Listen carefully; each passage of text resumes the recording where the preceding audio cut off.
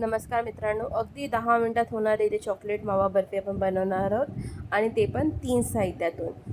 इथे आपण फक्त दुधाचा, मिल्क पावडर आणि तुपाचा वापर करणार आहोत. तर चला तर बघूया ही चॉकलेट बर्फी मी कशी घरच्या घरी बनवली आहे.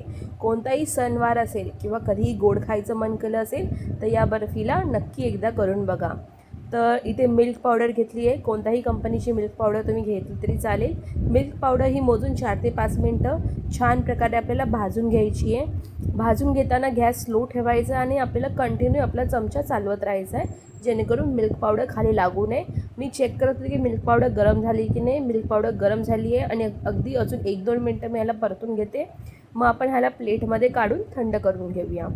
ही मिल्क पावडर कंटिन्यू तुम्ही करत राहा, नाही तर जळण्याची खरंच शक्यता आहे.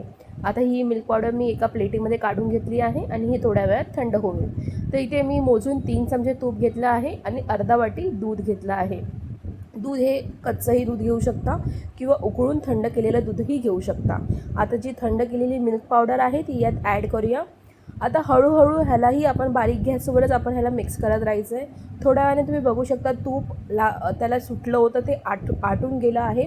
आता जेवढं मिश्रण आहे त्यातलं अर्धं मिश्रण काढून आपण त्याला एका साच्यामध्ये सेट करून घेतलं आहे.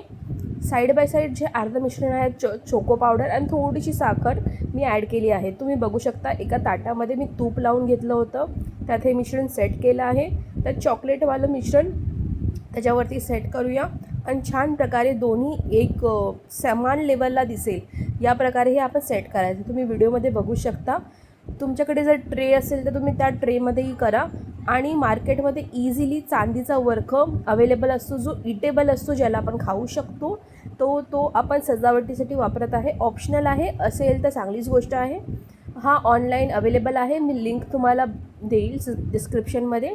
अशा प्रकारे हे झालं आहे. ह्याला अर्ध्या तासासाठी फ्रीझरमध्ये, नॉर्मल फ्रीज असतं त्यामध्ये ठेवायचं आहे, जेणेकरून हे सेट व्हायला एक मदत होईल. आणि अशा प्रकारे आपल्या बर्फीचे काप करून घेऊया. मी तुम्हाला इथे बर्फी थोडीशी बघा, बर्फीचं अशा प्रकारे स्ट्रक्चर असलं पाहिजे. आणि एक बर्फीचा तुकडा मी तुम्हाला तोडून दाखवते. ही मावा तोंडात टाकताच विरघळणारी अशी बर्फी रेडी आहे. चॅनल आवडलं असेल तर सबस्क्राईब